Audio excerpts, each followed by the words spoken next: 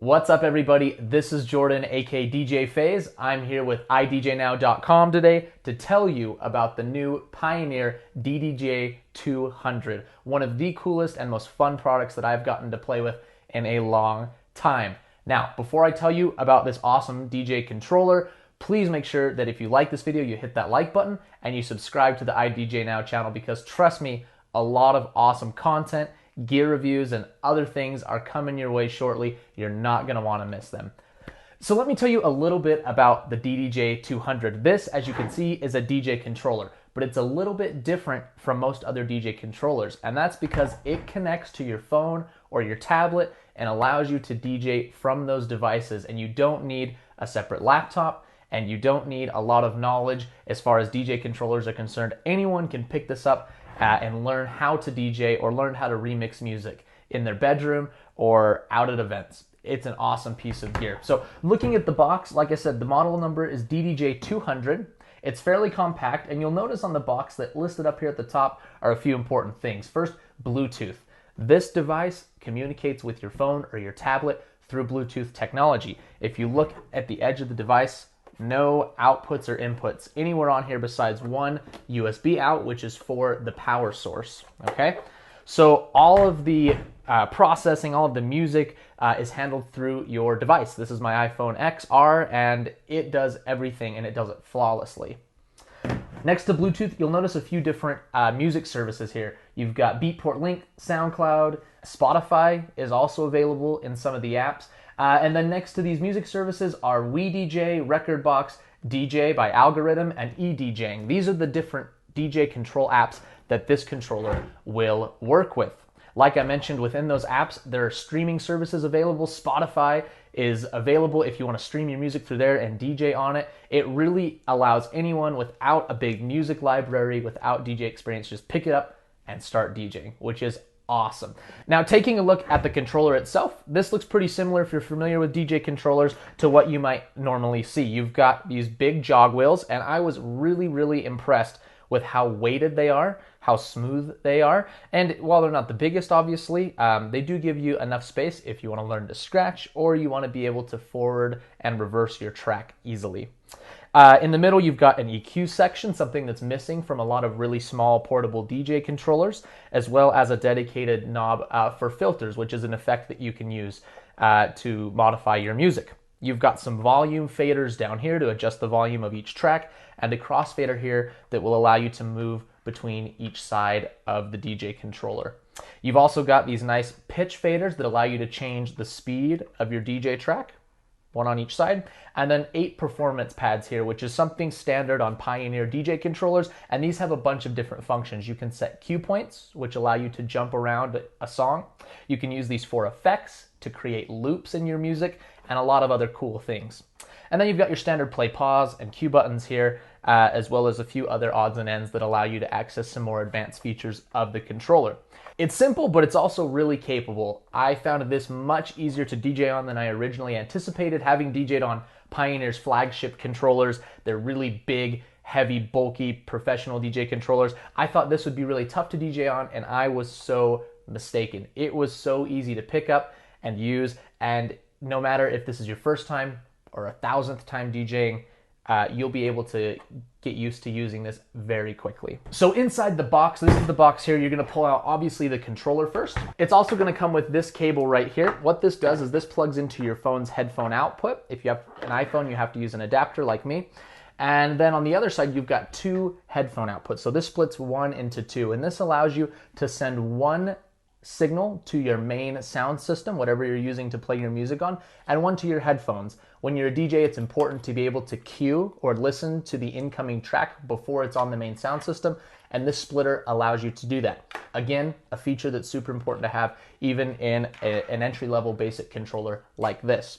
The other thing that comes in the box is this USB lead. Like I said, this is going to plug into the back of the controller, and this one can just go into any standard USB wall outlet, so you can charge the controller so that it has power. Again, it doesn't connect anywhere else to anything, so this is the way that the controller powers up and functions.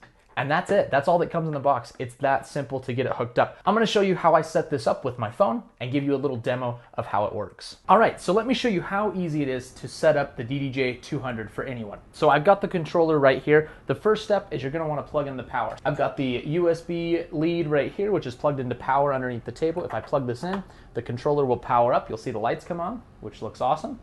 And then it'll instantly start searching for Bluetooth. I've got my phone right here, okay? We're gonna unlock it, and I'm gonna go to the WeDJ app. This is Pioneer's app for the controller. Like I said, it works with a few different apps like DJ by Algorithm and edjing, but I love the Pioneer WeDJ app the best. All right, so now that we have the controller on and the app open, we have to connect the controller to the app. As long as your Bluetooth's on the phone, all you have to do is go into the settings on whichever app you use, and there's an option, a little button that says connect the DDJ-200.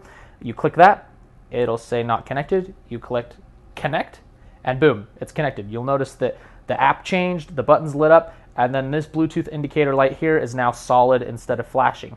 So if we look at the app, which you can kind of see from here, and I click play on this deck, you'll notice that it starts moving, and the sound is coming out of the phone right now. We haven't hooked up to our speakers yet, but we have control over the app.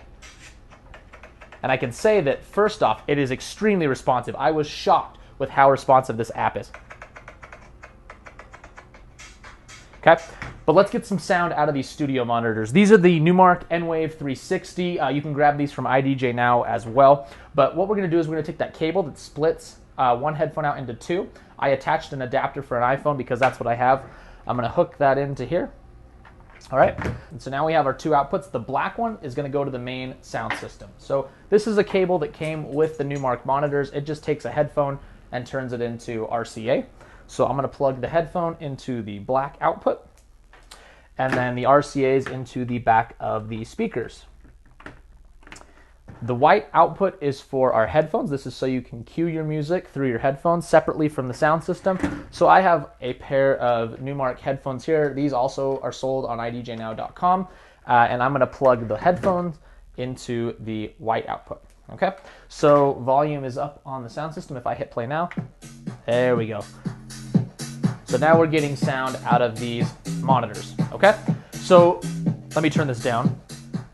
Let me tell you a little bit about this controller. So these performance pads, like I said, these are hot cues. I already have one on the first beat, so if I click that,